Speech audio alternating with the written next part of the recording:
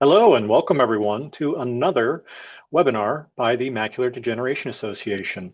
My name is Dustin and I am the Communications Director for the Macular Degeneration Association. And we would like to say thank you for joining us today. Today's talk is about PBM, a treatment for dry AMD. We're very excited for you to hear that, but first we're going to tell you a little bit about the organization. We are able to bring these programs to you thanks to Regeneron, Apellis, Sun Pharma, eSight, Lumathera, MacuHealth, and Notel Vision.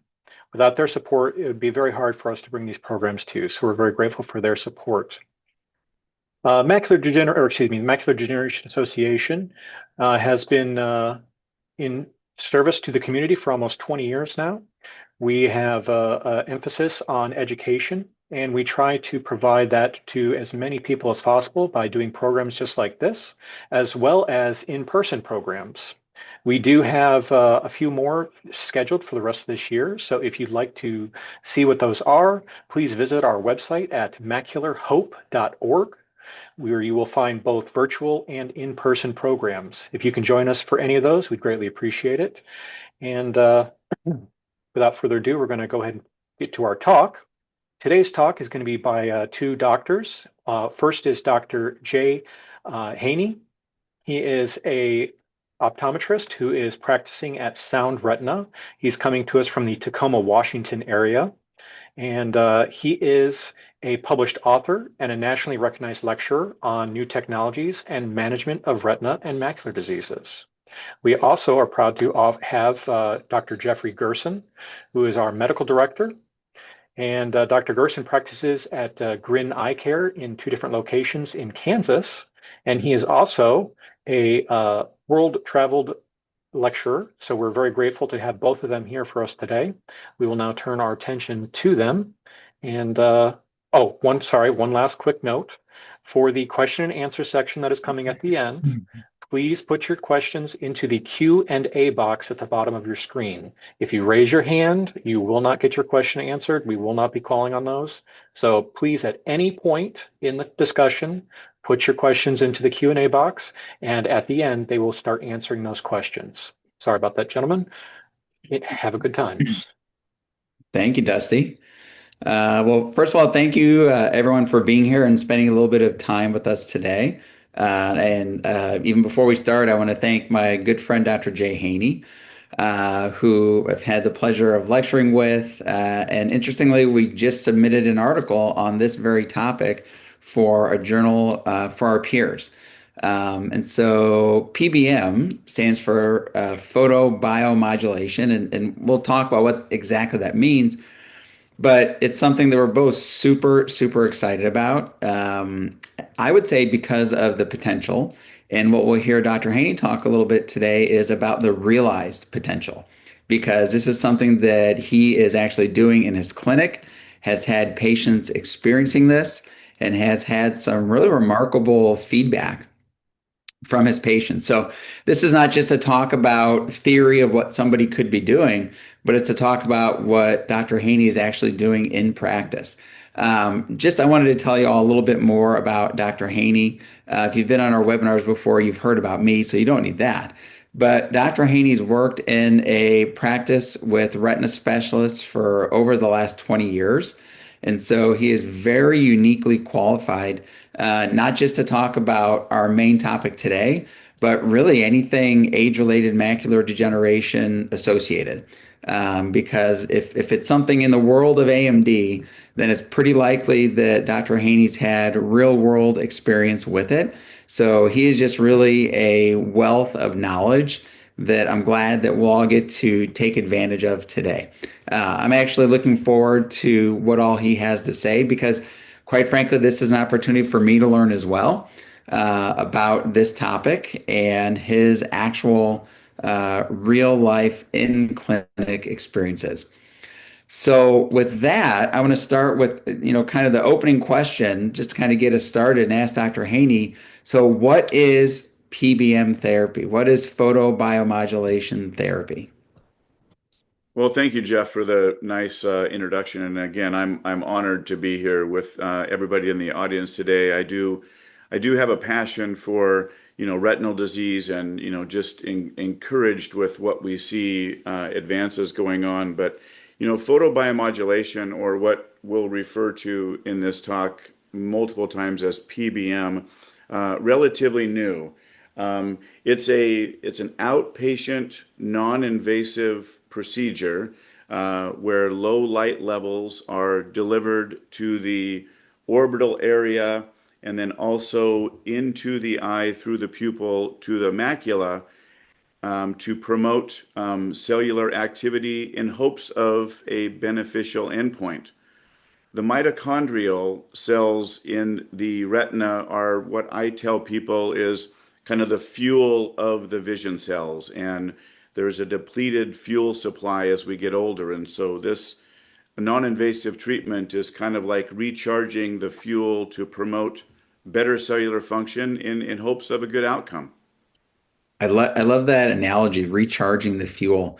A question I want to ask you because you said it's a light-based therapy, and I've had more than a couple friends and patients ask me about, hey, if this is light-based, can I just go on Amazon and buy a red light and just stare at that? Will that have the same effects as what I'm hearing about people doing in their offices? That's a great question because I've had the same question from patients, and what I tell them is you got to be really careful about the specific wavelengths of light. There are three wavelengths of light within the PBM device, one which is infrared and two in the visible spectrum, and it's the only combination that has actually been approved as a medical device. So I really caution people just going in on Amazon and buying a device and using it, as that could potentially do more harm. Yeah, I think that's a really, really important point that you made that something that you buy on Amazon, it may or may not work and it may or may not cause harm. So I think this is another great example, although it seems self-serving, but to say, what I would tell anybody is if it's not an approved medical device, if it's not something that's being done in your eye care provider's office, then it's probably not something that's a really good idea because of the potential downside to it. Um, Correct. And so we learned with the eclipse, right? There was a lot of glasses that were being sold that were potentially safe, and there were people that lost central vision because they were not the right glasses to view an eclipse. So the same concept. Be very, very careful. Yeah, great point. Another great analogy. So I know that this is something that is fairly new. Can you tell us how long you've been utilizing this PBM therapy in your office? So it became available in at the last quarter of 2024, and then things started to roll out early 2025.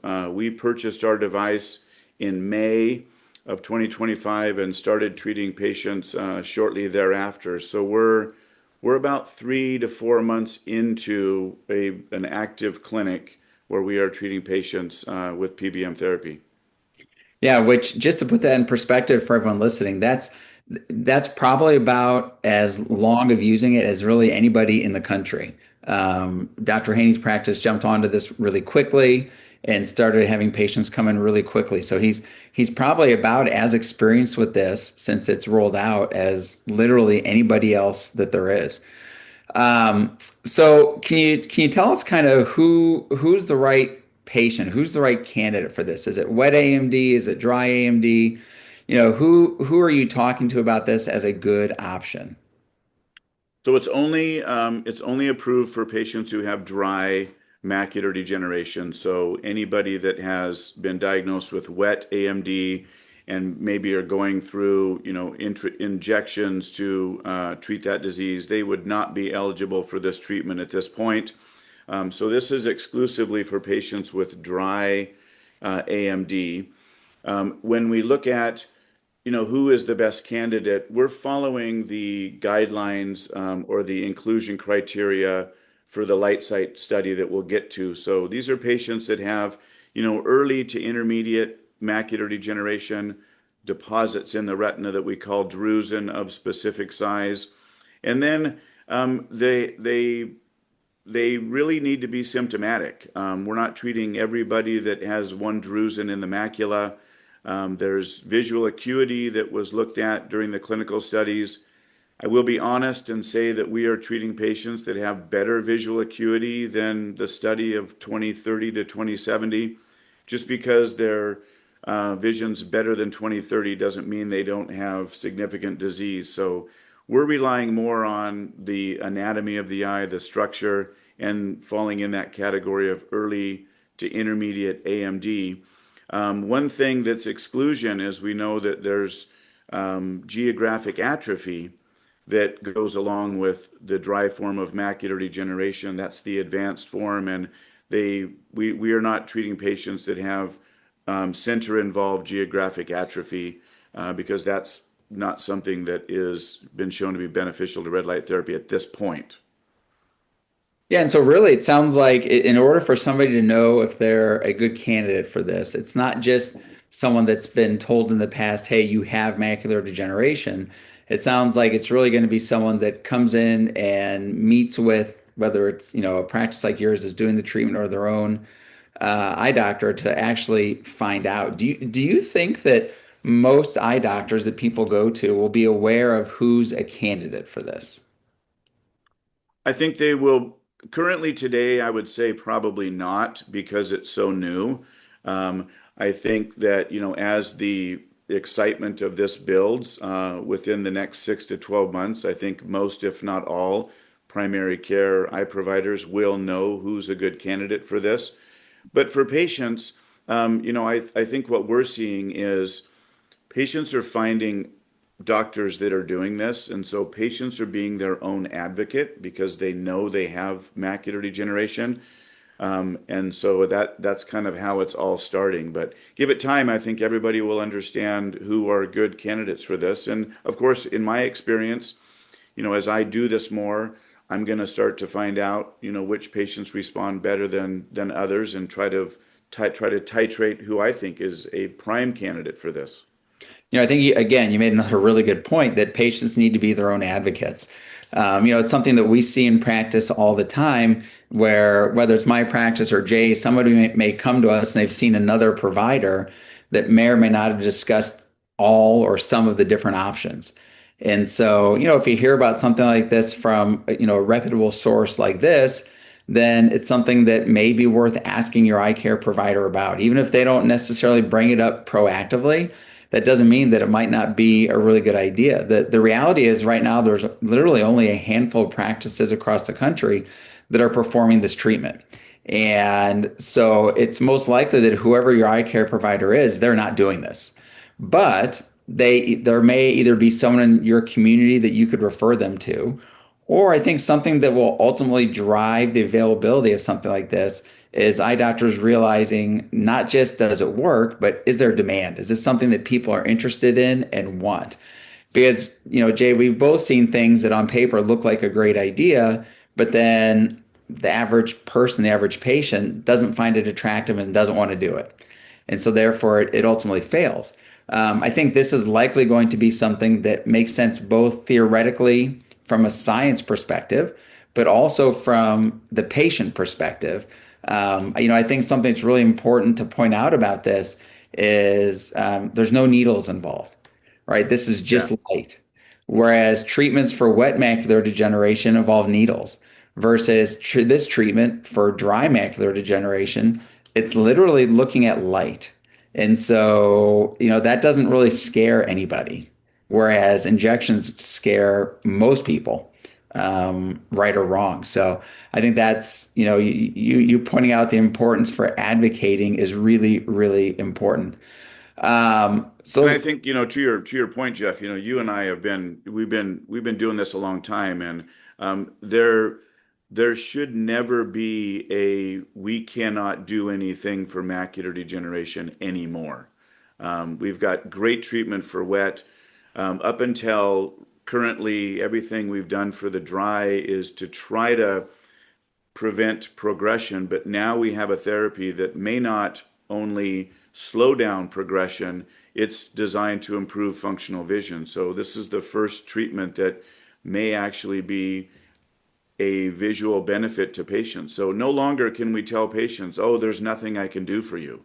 Yeah. because in the majority of cases there are. And to your point, patients, we're recruiting patients who are very motivated, because this is a time commitment. There's barriers in place, and we'll kind of go through um, the treatment cycles. But what we have found is the ones that are very interested are also very motivated. Jeff, we have people flying in from New York City, that are staying in Seattle for a month to get their therapies, and then they're going back to New York City. So it's until we have more devices nationally, I think this is going to be a very good thing. Yeah, so let's touch on something that you just mentioned. So you mentioned that there's it kind of alluded to there's a little more to this treatment than just come in one time and have it be done. And you mentioned that you have people come flying all across the country from New York and they're staying in your area for a month. So can you explain to us what is the actual therapy involve as far as time and you talked about the different lights, but kind of can you go through the logistics of how this happens? So, as I put it to patients, this is a commitment, and the treatment of PBM for a patient is divided into an initial 1 year commitment, and it's divided into basically three phases. The actual treatment is patients will come to the clinic, they will have their red light therapy. Overall, the time commitment in the clinic is about 10 minutes. We are telling people they're in and out within 30 minutes. So you come into the clinic, you have a red light session for 10 minutes, and you need to do 9 of those sessions within 5 weeks. So most of our patients are coming in, 3 days a week for 3 weeks, and then they'll get 4 months off, and then they repeat that 3 days a week for 3 weeks, and then 3 to 4 months off, and then the final session at the end. So there is that time commitment where, traveling to the office and people that live 2 or 3 hours from retina practices, it's going to be tough, but that's how it works, is the in-office procedures. After the procedures, there's no side effects, there's no restrictions on activities. They walk out as if they just bought, went to the grocery store. There's no real adverse effects. No vision loss, no downtime, back to normal activities. Drive in, drive out. You're not dilated for this procedure, so patients don't need their pupils dilated. We know the after effects of dilation can inhibit, driving and reading and things like that. So it's a non-dilated, non-invasive, very simple procedure. 9 sessions over 5 weeks, and then repeat it by three. Yeah. So, again, I think it's important to point out that it's multiple treatments and then you repeat over time. So it's essentially 3 times a year that somebody gets treatment. So what do you think is the long term as far as treatment cycles? So you mentioned, that you do that cycle 3 times in the first year. Do you guys have plans yet for what you'll do come year two, year three, year four? Do you think it'll be the same regimen? Well, that's a great question, and I don't think we have the science to really answer that question yet, aside from the extension trial, which was the second phase light sight 3B. What we learned in the second year is that there was a continued cumulative effect. So our plan is to look at patients after the first year and make the decision. Did their vision improve? Did their macular degeneration change for the better? How do they feel about it? And then encourage them to sign up for year two because of the data. But I perceive that once we get beyond year two, I'm very optimistic that it may be dropped to more of a maintenance therapy. And I'll tell you, I have a patient that we took from, she used to go to Germany to get this treatment, and she called us. She's been doing it for about 5 to 6 years in Germany. She called us and she says, I need to come in for my PBM therapy. And I asked her, I said, well, what do you mean? She's like, well, I need a red light session. Well, it's 9 sessions over 5 weeks. No, I've done this for 5 years in Germany, and they're doing one session a month, one Hmm. red light session, 10 minutes a month. That's what she has gotten to. So I'm optimistic that it's going to be um, reduced duration, but some form of maintenance therapy. Because I think we know that if we stop, then there's going to be a regression and the disease continues to move on. So I look forward to a maintenance therapy. Yeah, I think from what I've read, I think that's what it sounds like really makes sense for people from both the science of it, but also the logistics that, there's more burden kind of upfront as far as the commitment, but then long term that it becomes pretty easy for people, hopefully, to be able to maintain their gains. And so you mentioned vision. So can you tell us a little bit about what can somebody expect as far as their vision? I guess both from, what did the clinical trials say, but more importantly, what are your patients seeing? So in the clinical trials, the patients that were treated for the full year or the 13-month study in those clinical trials, about 85% of patients gained at least 5 letters of vision on the eye chart, which is essentially one line of vision. So 85, I think it was actually 86% of patients gained one line of vision.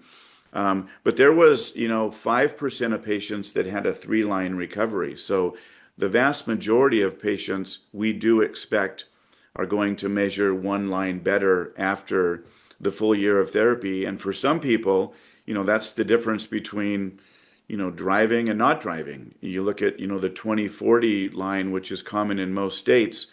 If you're 20/40 and you slip to 20/50, you might not be able to renew your driver's license. So that's where it really becomes critical for people.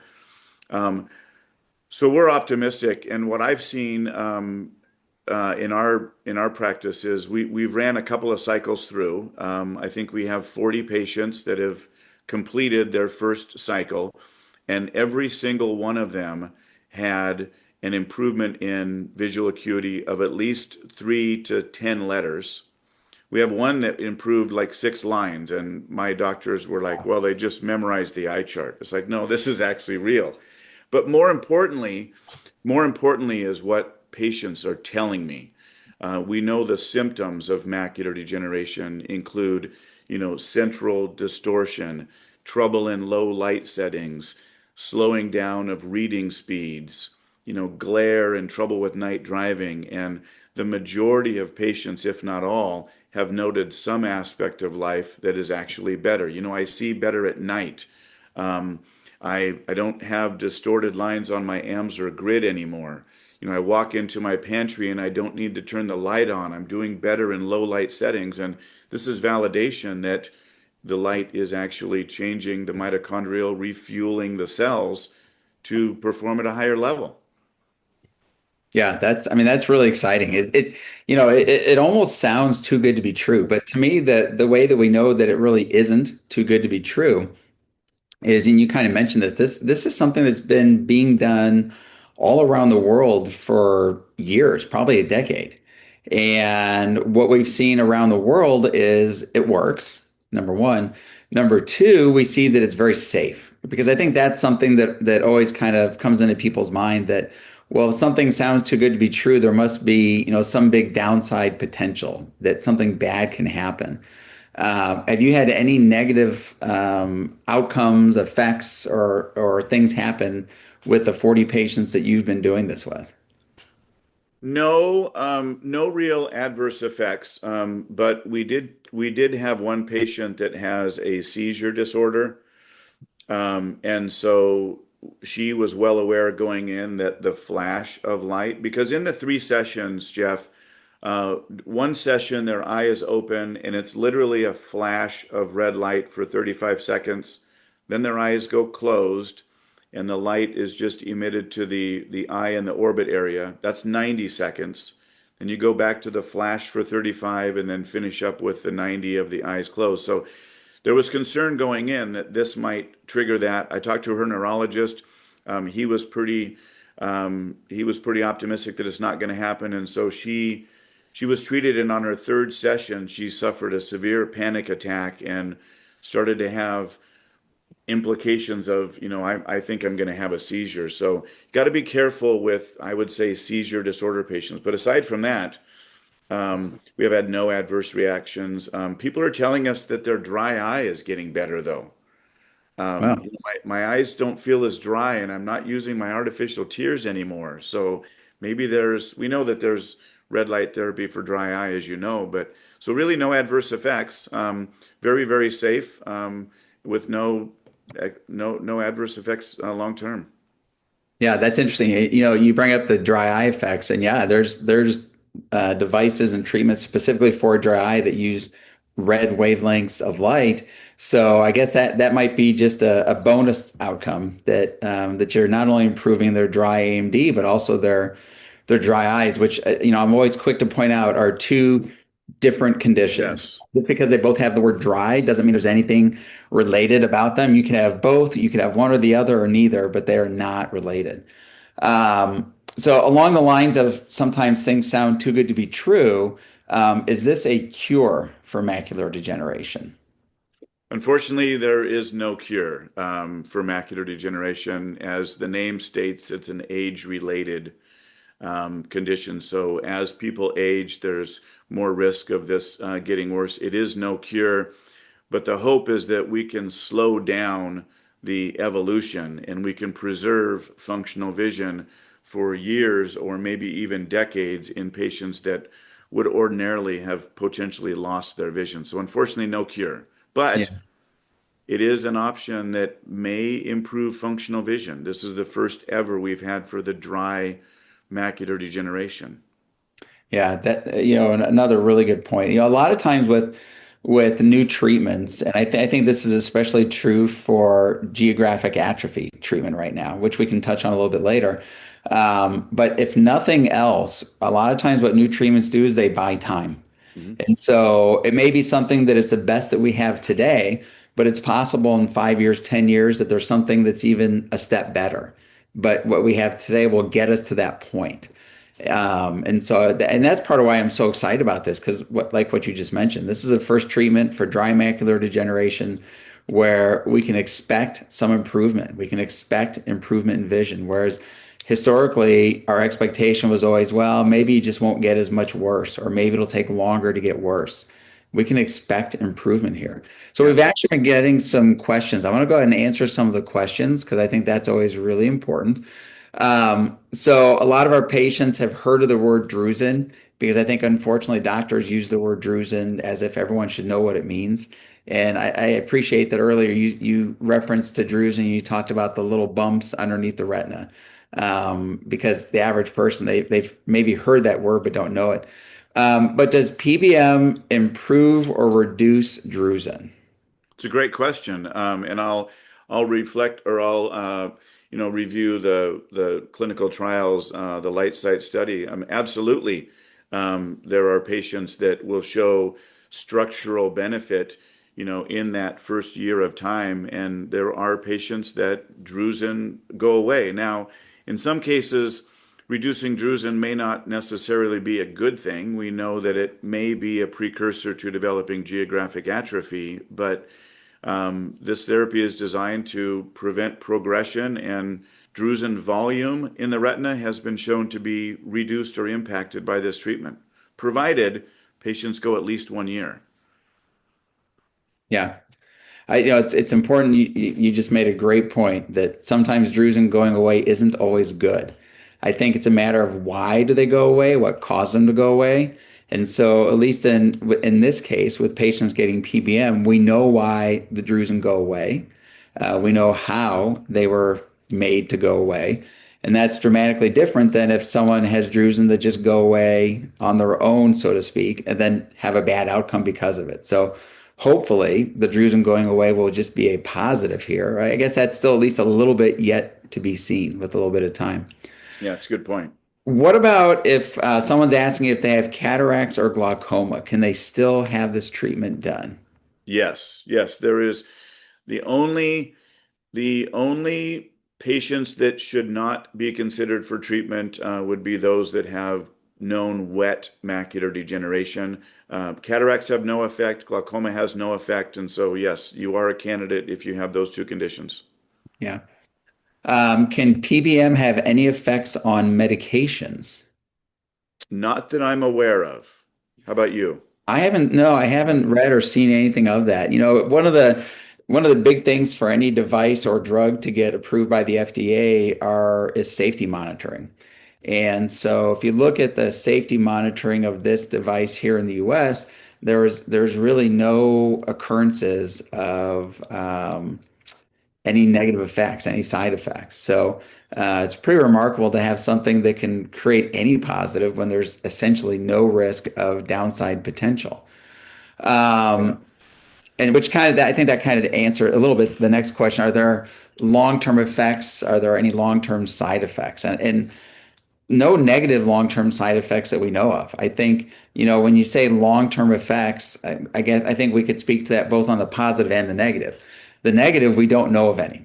The long-term positive effects, I don't know if we know exactly what that is, even with the experience in Europe and Australia and the rest of the world. I think the long-term effects that there is benefit, but as you mentioned, that there'll be need for some sort of maintenance therapy moving forward that I think ultimately will be tailored a little bit to each patient. So I think there are long-term beneficial effects. Um, okay, can this work for diabetic eye disease? That's a super interesting question.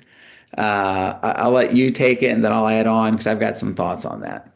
That's a great question, and we know that there are people are looking at red light therapy for various retinal conditions, including, treating diabetic macular edema, diabetic retinopathy. So I think if we look at kind of what red light therapy does, I would be optimistic that it will find its way into different parts of eye care, including the population of people living with diabetes. Absolutely. We may be 5 years out, but there's going to definitely be more entities that are going to be able to be treated.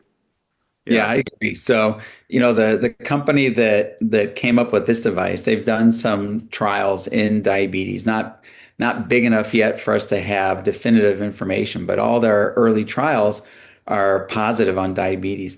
It's interesting that something like light can have such dramatic beneficial effects. And this is actually pretty interesting in medicine in general, but it's super popular in dermatology, so Mhm. skin conditions. There's a lot of its use in eye care, mostly for dry eye, like you mentioned, but different wavelengths or different colors of lights can have different potential beneficial effects. Mhm. And so even though we're referring to it as red light therapy, the reality is there's going to be different colors that give us different benefits. I can tell you that there's a company in Europe that has a slightly different setup for how they do this that uses both red and then actually a yellow light. And they use the yellow light for fluid absorption. And so a lot of the problems we see in diabetes can be accumulation of fluid. And so if you have a specific light that helps to have that get reabsorbed, to your point, it makes sense that it could potentially work in our patients that have diabetes. So I think it's a really interesting area of medicine that I think you're spot on. I think, 5 years from now, we're going to be looking at this dramatically differently. I think we're going to be looking at it at a much wider scope than just macular degeneration. I think macular degeneration is kind of the tip of the iceberg here for us. And then Yeah.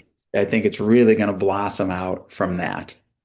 Yeah, and it's to your point, I think this is going to offer patients an option today that could potentially buy time. And I like the way you put that because if we look at evolution of treatment for retinal disease, I mean, what did we have a decade ago for wet AMD? We didn't have a lot. Now what do we have? We have too much, right? I mean, there's too many products available, and the same with diabetic retinopathy. So I like your point is it's the best we have today. We may see benefit, but it's going to buy you time until maybe there's something better down the road. And there may never be anything better because gonna solve the Pretty world's darn good. problems. Who knows? Yeah, But yeah, it's pretty darn good. yeah. Um, so a really important question that's come up from two people in two different ways, and it's about the finances of this, of how this gets paid for. So, does or will insurance cover this? And what kind of cost can patients expect as far as having this therapy done? So it would depend on the provider. Some clinics are charging X and others charge Y. I think the average kind of national annual investment for patients that would be 9 sessions and then repeat it twice. So an annual investment is going to be between $4,000 and $6,000 per session. The average is like $200. So 9 sessions, $200, that's $1,800. And then there's, we give breaks for, package deal. You want to buy a whole year, then your cost is going to be reduced. And so it is a private pay model. We've been informed by Corcoran Consulting Group, who does a lot of work in ophthalmology, that there is a very strong likelihood that this will be covered by Medicare within 18 to 24 months. Maybe sooner, maybe later. We know how Medicare works. And then once that happens, it will roll out into the third-party carriers more than likely. So what I tell patients is it's probably not going to be covered for a year or two. If you've got the resources to do it, the worst thing you could do is nothing. These patients that are, every year their functional vision is getting worse. So let's hope it's covered, but that's a year or two down the road. Yeah, yeah, I agree. And that's the same as what I've been hearing. I've heard of a couple kind of spot cases where there's almost like a random insurance that covers it. But I think for right now, what you laid out is probably the most realistic timeline, that it's going to be likely 2 years or more until Medicare covers it, and then everyone else kind of falls in line after that. But I like how you put it, that if you have the means and you have the ability to have this done, the worst thing you could do is nothing. Because kind of what that implies, and I think is the case, is a slow decline until you do it. And even though we can expect people to gain some vision, if you're gaining or stabilizing and you're really good to start, you're going to maintain really good. Yeah. The Yeah. more you lose, the farther you have to climb back up, and the less likely it is you'll be able to climb that ladder all the way back up to wherever your vision was, or where you really, I guess, want it to be. Um, I think that's a good point. I didn't want to put you on the spot with the numbers of that, but yeah, that's what I've been hearing. That's what I've been seeing as far as average pricing. Yep. Kind of, it's a little bit different everywhere. So, I think issue number one, if this is something that somebody is interested in, is finding a provider that does this, right? If Yes. you have people coming to you from New York City, then that tells me there's not a whole lot of providers. So issue one is find a provider. And then once you find a provider, that's how you can then get the most accurate answer to that question. My guess is there'll be outliers on both sides of it. There'll be some people that are considerably less, although because of the costs for the instrument and to use the instrument, it's not going to be a whole lot less than what you said. But I'm Mhm. sure there'll be people that are considerably more, Yeah. for whatever reason. So it's worth asking. Yeah, and I think the Lumathera website, I don't know what information you gave the audience, but you can go to their website, you can find a provider nearest to you, so at least they can find someone in their region. But I think the interest is growing. I would see that there's going to be devices pop up monthly on the national scale, and a couple years from now, this is going to become very readily available for people. Yeah, I agree. I think that's absolutely true. That as time goes by, there'll be way, way more providers for this. It'll be just like anything else, right? That anything new is generally limited supply, and then once there's enough demand, then the supply goes up. Hmm. But yeah, so what Dr. Haney was referring to is you can go on the website, you can go to either lumathera.com or myvaleda, which is MyValeda And then what it'll do is it'll give you a map. You can click on a map what country you live in, and then it'll help you locate somebody, close to you. And so you can look on a map and see where people are, or you can just put in a zip code or whatever the case is and find out exactly where there are providers near you. So that's a really good resource. Thank you. So somebody asked, is timing important? What if you miss a session during the 5 week window? So uh, the part about timing, if we talk about timing, I think if a person is losing vision from dry AMD, I think timing is very critical, because the worst thing you can do is nothing. Um, the what happens if you miss a week during the 5 week session? Well, this was built out to get 9 sessions over 5 weeks. So there's a little bit of flexibility. We have scheduled our patients 3 sessions per week. And if somebody wants to take a Friday off, and have a 3 day weekend, they can just pick up another session. Um, so you just have to get 9 sessions within 5 weeks. Now, the caveat to that is what happens if you get sick or you're hospitalized, and what the regulations are is if you miss a full month of sessions. So let's say you get 4 in of the 9, and then you're out a month because you're ill or you had to leave the country or something, you have to restart the whole 9 sessions. So gives a little bit of flexibility to, you can miss a full week. You could do 2 sessions a week for 4 weeks. So there is a lot of flexibility. It's going to really depend on the practice that's offering it and kind of what their template looks like. Currently, we're doing it Monday, Thursday, Friday, and so we have flexibility. But you can certainly miss an entire week. You just can't miss any of the 9 sessions in a total of 5 week or not 5 weeks. Got to finish in Got it. 5 weeks. Yeah, got it.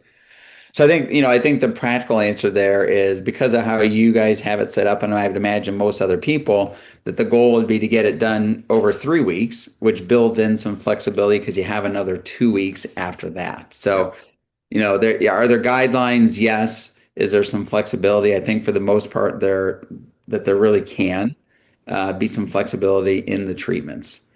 Um, all right, so I'll wait to see if we have any more specific questions about PBM. Is there anything else that you think PBM specific that we should touch on before we just chat a little bit about AMD in general and your experiences? Let me just take a look here. Um, so I think the best thing, Jeff, is to just kind of, before we move on to AMD in general, Yeah. is just to kind of summarize, who is a good candidate. You must have, the dry form of macular degeneration, which is diagnosed by an eye care provider. You cannot have treatment for wet form in the eye. So if you have wet macular degeneration, this is not currently something that would be for you. So the main thing is dry macular degeneration, and patients can learn that from their eye care provider. There's various stages of the dry, but the bottom line is we'll leave that to the eye care providers to, is it early dry? Is it intermediate dry? So just dry macular degeneration. And then what I tell people is, I have people that come in and see me as you do, Jeff, that are, they've got dry macular degeneration. They might have a few drusen in the macula. They're 20/20 vision. They have no symptoms. The question is, would PBM therapy be recommended for them? And what I'm telling them is it's probably a little bit early to commit to this, but we're going to watch you closely for any new drusen or any new symptoms that might develop. So it's not for everybody with dry. You got to be in that sweet spot. Yeah, Yeah. it's not for everybody with dry. It's Yeah. you know it's not a panacea. It's not the end all be all fix for everything macular degeneration related. Correct. We'd love to have that, but that does not yet exist. All right, so I'm glad we talked about this because again, to me, this is a super exciting topic. that I think we're just going to be hearing and doing more and more with as time goes on. Actually, an interesting question that just came in: does color blindness have any effect on this treatment? That's interesting because we talk about different colors of light. So, does your perception of the color of light affect response to treatment? I would say no, because it's being absorbed by retinal tissue and it's affecting the mitochondrial cells at the cellular level. So I would say that if a person has color blindness, they would still gain the same effect. I mean, you have any comment on that? I would have said the same thing, that it's not a matter of how you perceive Perceive the it. light. Yeah. It's more a matter of how the light is received. And I know it sounds like almost the same words, but yeah, it's how the cells receive the light. And as long as the light is received by the cells, it doesn't matter what color we may think that it is.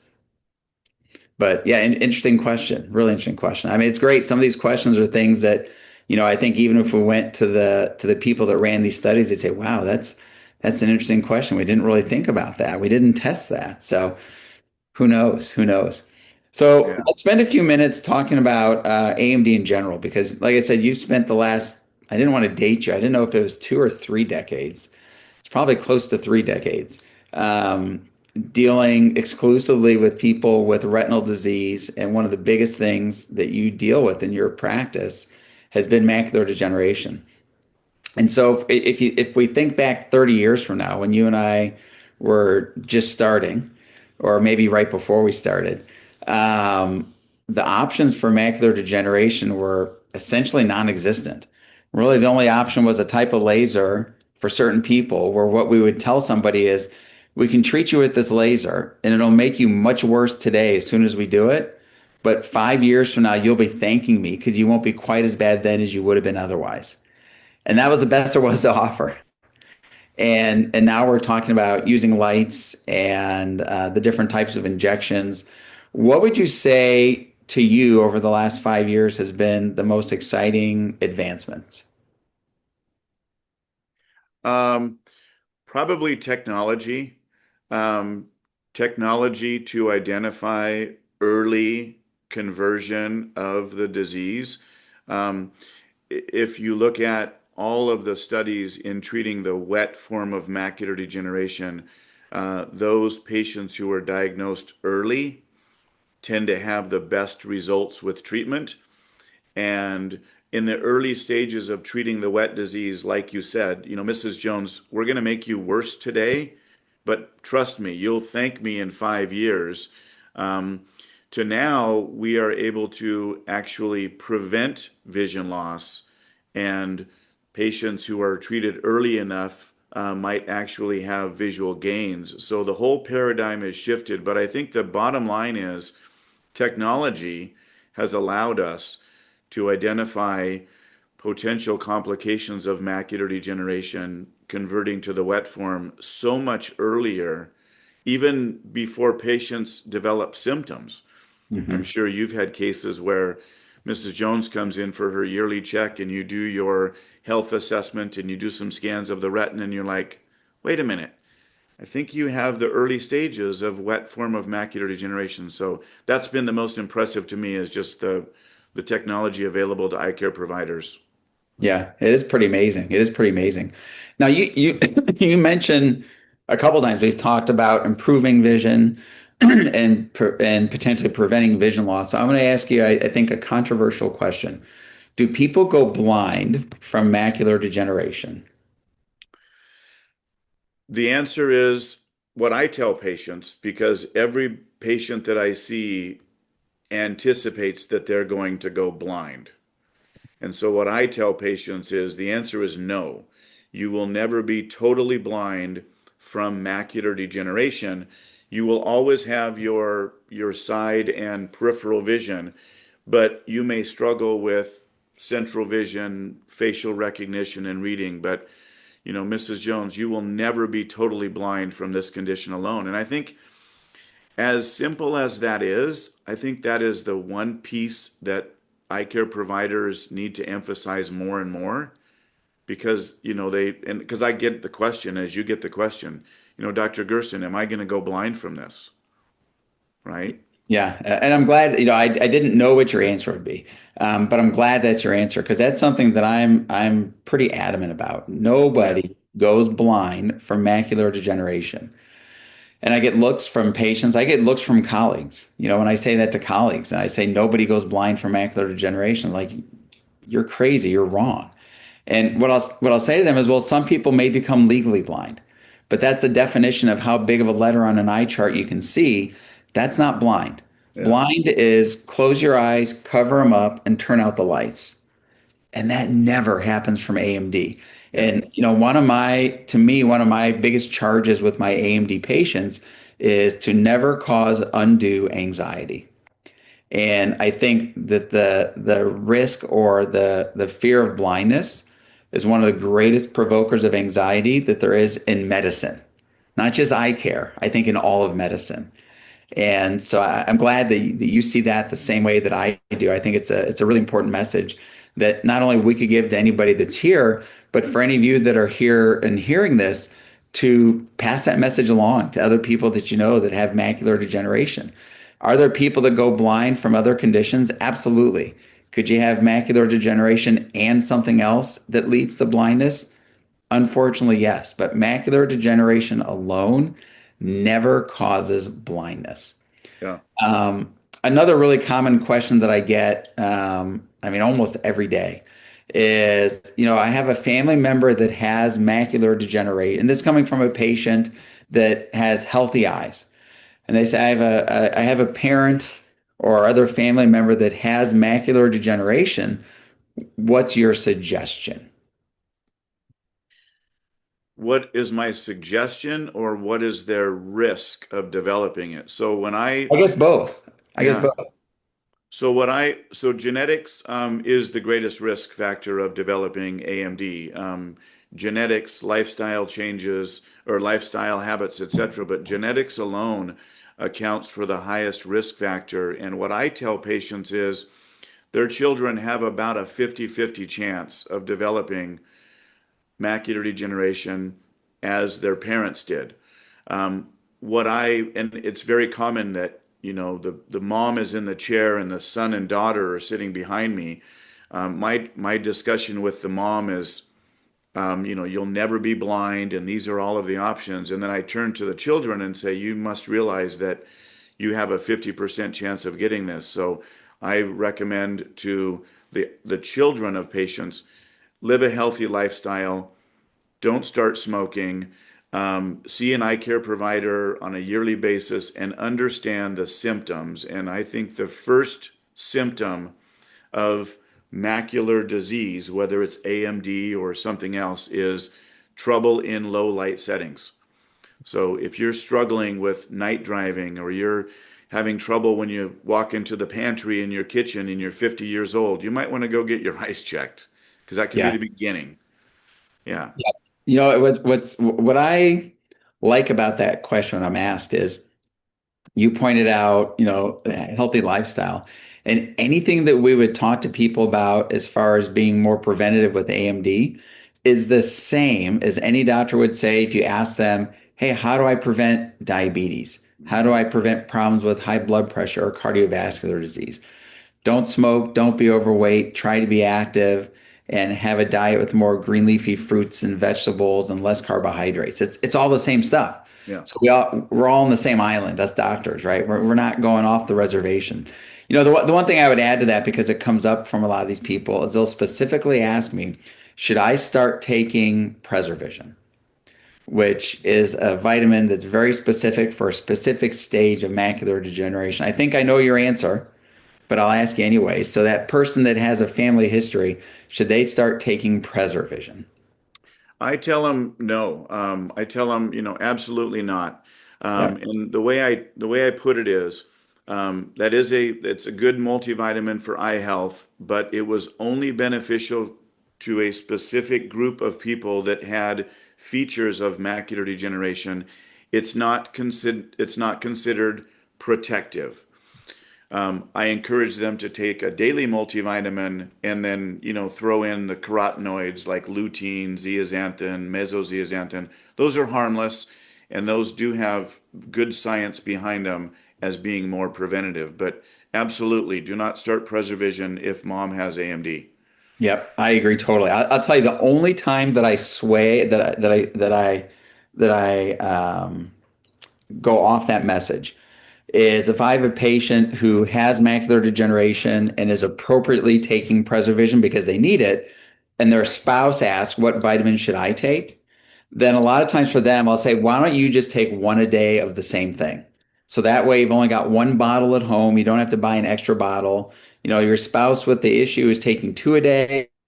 It's okay for you to take one a day. That for me, that's the one time that I veer away from the exact same message that you just gave. And I think that's reasonable. I like that because I try to keep it simple with patients. Yeah, Yep. and Yeah. I'm gonna steal that from you, Jeff. I'm gonna start You that can. tomorrow. You can. You can. Yeah. No, I agree. Anything that you can make easier is more likely to be accomplished, right? Like if somebody asks me to do something, my first thought is, well, how easy is it for me to do that? If it's Yeah, easy, I'm in. If you ask me to do something that's really hard, I don't know. So I try to keep it simple. yeah. Really, and I love some of these questions we're getting. If you're in your mid 60s and don't show any signs of AMD, does that mean that you won't get it? I would say no. I would say the early signs of AMD are going to be recognized in the early to mid 60s. So I would say no. If you do not have but I would also say if you don't have a family history of AMD and your eye exam is clean in mid 60s, you're probably less likely to develop AMD. Yeah, I would agree in that. What I would add on to that is that it's important to realize that many people that have AMD really never suffer any visual consequences. It's more an incidental finding that the eye doctor sees and informs you about it that creates anxiety, and that many people will never lose vision. So to add on to what you're saying is, if there's no family history and you're in your mid 60s and you have no signs of macular degeneration, what I would tell you the most likely outcomes are either that you A, never develop it, or B, develop it, but it never progresses to where it bothers you. And those are kind of terms that I'll use with patients when I'm trying to be, very layman's terms and not technical. A lot of times I don't necessarily bring up wet versus dry. The way I refer to it is whether it's going to bother you, Yeah. whether it will affect your vision. And so for the patient that you just mentioned, mid 60s, no signs of AMD, no family history, if they were to just randomly ask me about it, my response would be the likelihood of you developing AMD and being bothered by it are so small that I wouldn't worry about it. I might I'm also with add you. in, oh, I might also add in, but don't start smoking, become obese, and start going to fast food every day because that stacks the cards against you. And I think that's a good way to put it. I spend more time reassuring patients that this is not, a sentence that you're going to go blind. I'm a very optimistic provider, and I spend more time reassuring patients, to your point, this is not something that you need to lose sleep over. I mean, I've had patients come in and said, I'm so worried about this. I wake up every morning and I just know that one day I'm going to wake up and I'm going to be blind. It's like, no, it's not going to happen.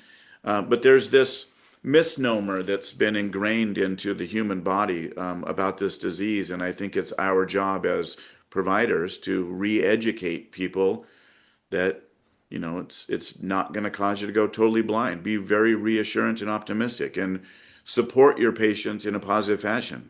Yeah, yeah, I agree. And by the way, I think what's interesting, Jay, is that we haven't done this same webinar for colleagues, but I mean, quite frankly, we could, and we'd get a lot of the same questions and be giving a lot of the same answers if it's to a group of eye care providers versus what we're doing today for non-eye care providers. So it's a lot of the same things, same messaging. So there was a comment about not knowing parents' health history, so not knowing genetics. Interestingly, there are actually two companies that do genetic testing for macular degeneration. They can help give you some idea of risk moving forward. So if you say, well, I never asked my parents about this, or I don't know my family history in this, is it possible? You can. That not every eye doctor does it, but there are genetic tests. They're super easy. It's a cheek swab, so it's not difficult. But there are genetic tests that can be done to help determine your risk of either developing AMD or of developing what's called advanced AMD, or the way I would put it to patients, or having the likelihood of ever having a problem because of it. So that is also something that's out there. A comment that was made by an attendee was, you may not go blind, but you may lose independence. And that's a really good point, because I don't think that, Jay, I don't think either one of us want people to take away from this that I've got AMD, but I don't ever need to worry. Nothing bad can happen. It is possible, and you did mention that people could lose their central vision. So, is it possible to have a poor outcome? It is. Is it possible to lose some or much of your independence? It is, because so much of dependence is driven by driving. And as you Yeah. mentioned, some people lose the ability to drive. And so if you're not able to drive or efficiently read, it can have an effect on your independence. But the one thing I want to make sure that, and I always, when I talk to other professionals, and even with groups like this, that I bring up as far as independence, is you mentioned earlier that no one with AMD should be told nothing can be done. And I think that is true for anyone with AMD, especially if they've not seen what's called a low vision specialist. So even if somebody's had wet AMD or whatever form of AMD or whatever eye disease for that matter, and they've lost a significant amount of vision, maybe their vision's not good enough to drive, there are people that specialize in what's called low vision. And so that's using things other than glasses and contacts to try to optimize the remaining vision that you have. And if you say, well, I've got this little magnifier that I bought at Walmart and that doesn't work, so it's not going to work for me. Well, that's like saying, I've got a 30-year-old car, so there's no way that I could ever get from point A to B. Well, no, it's the car you're using, right? It's not that it's not possible. You may need a different car. And so there's incredible technology available for people that have vision loss, different things they could use to help regain independence. And I'll give you an example. Most of you listening to this already have an incredibly powerful low vision device at home. It's your phone. So most smartphones can do incredible things for helping to magnify and to regain pieces or parts of your independence.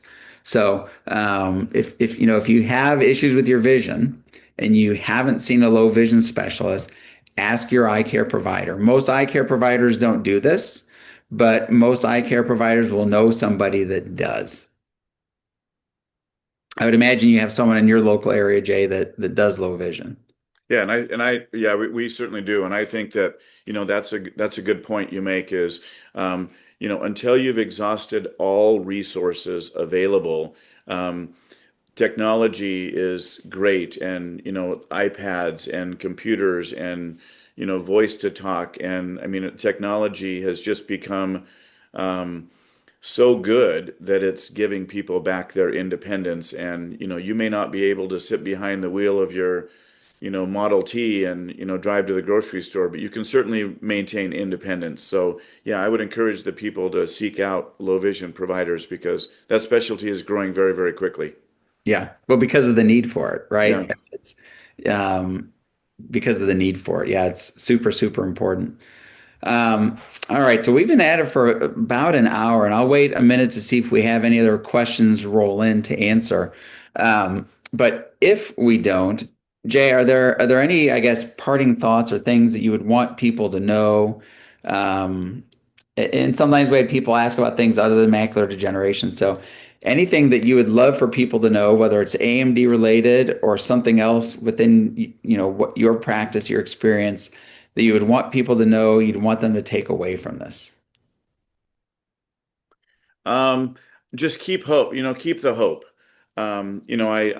As I've mentioned, I'm a cheerleader for my patients, and over my career of 3+ decades, I've seen a lot of people lose vision from AMD, and I think we're living in a time where There's going to be those that just missed out, and we have that group of people. And then there's going to be those that are going to reap the benefits of technology. So, keep the hope, stay educated. The Macular Degeneration Association is probably filled with, a lot of updates and a lot of new things. And, talking with your providers about, is there anything else that I can do? To improve my ocular health, what's available for me. Just keep the hope and stay educated. Yeah, I think that's great. And it's it's perfect segue to the website for the Macular Degeneration Association is macularhope.org. So, I almost couldn't have asked you to end on a better note, because you're right. The website has a lot of great information. So Donna, who's the executive director, she posts different articles when there's eye care advancements and things on the website. And anytime I read about or hear something, quite often I'll email to Donna and say, "Hey, just read this article. I think this would be an interesting one to post on our website." And her immediate response is almost always, "It's already there." So if it's happening and it's new and exciting, it's going to be on the website. So I think you're right. It's a great resource. All right. So with that, Dusty, I don't know if we have any closing remarks. My dog has closing remarks. I don't know if y'all hear my dog in the background with the closing remarks, but No, uh, you're good. before I hand it over to you, Dusty, I just want to again thank Dr. Jay Haney. He's an incredible wealth of knowledge and resource. So I was really happy that we could arrange to have him here today. So Jay, thank you very much. And thank you to everyone for attending. And thanks again, Jeff. You've been a good friend and a colleague, and it was my honor to share this hour educating the community, because that's what we need. Spread the education. All right. Well, Dusty, thank you so much, doctors. We greatly appreciate your time today. And we also want to thank all of our people that attended today. We do have, like I said previously, more programs coming in the future. So please check our website at macularhope.org. And while you're there, if you did get something out of today's program, we are a 501c3 nonprofit, and we are supported by donations from people just like you. So if you'd like to make a donation, we'd greatly appreciate it. Or if you'd like to get anything eye-related vitamin and or drop, we do have a partnership with Dry Eye Rescue where you can get a permanent 20% discount, and they offer us a reimbursement for anyone who signs up through our website. So if you go to our website, you will see that at the very top, and you will be donating to the organization. So, for the rest of us, thank you so much for attending, and have a great day.